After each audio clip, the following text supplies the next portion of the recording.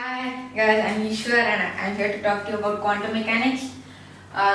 It's an intimidating name, but let me break it down. Quantum means something tiny, or something extreme, you can say I have a quantum chance of accomplishing this. And mechanics of something is how it works.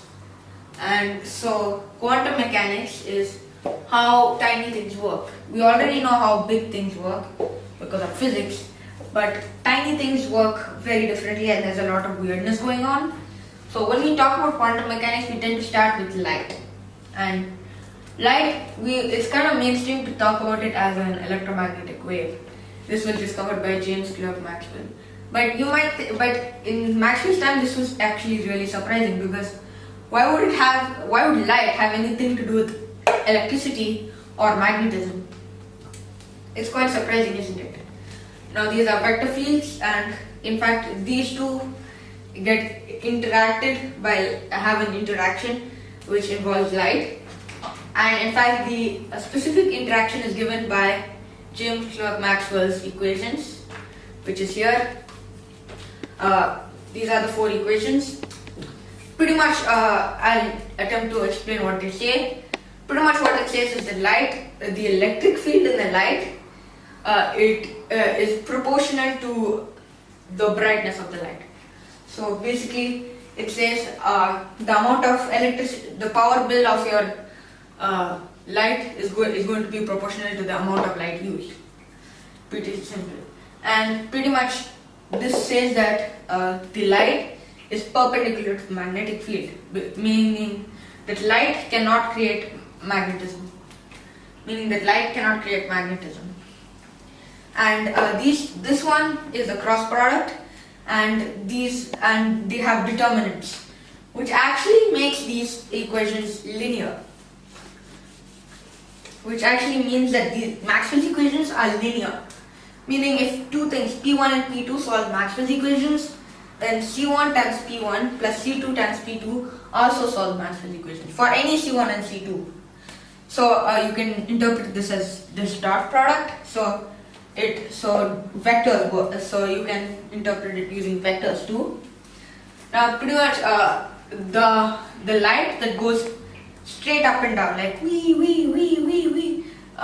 is a vertical light, which is represented by this cat, and a horizontal one is by this cat. These each have size 1.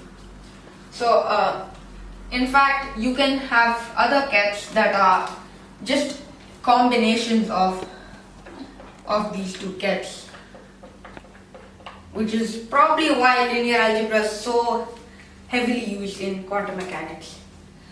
In fact, you can change your basis, and even a vertical cat is a superposition of these two cats. And what polarization does is, have you ever used a polarized lens before? When you rotate it, it actually blocks out light, and there's a certain angle which it blocks out the most light. So polarization of this light, if you had this the vertical cat and turned it into this polarized lens, right? Then it would only preserve this cat, and this cat would be thrown out. You would end up with this.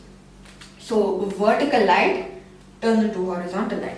But to our eyes, it doesn't matter the direction. It only matters the brightness. So if you turned the polarization to here, it would be fully bright, and if you turn the polarization here, it would be dim at all. It would be dark. So but for photons, for light, they're in packets, discrete packets of light called photons. What happens? They cannot be divided. And what happens when you pass a photon through? Because you cannot half the brightness of a photon. It's just impossible. It's a discrete chunk. So what happens is that half the time it passes through with its full strength in the same direction as this wave, and half the time it's blocked.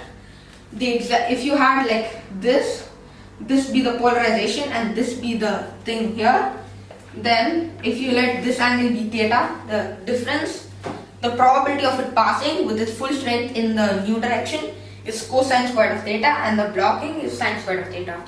So it either passes or it doesn't. There's no middle ground. It's really weird. But quantum is weird. Bye.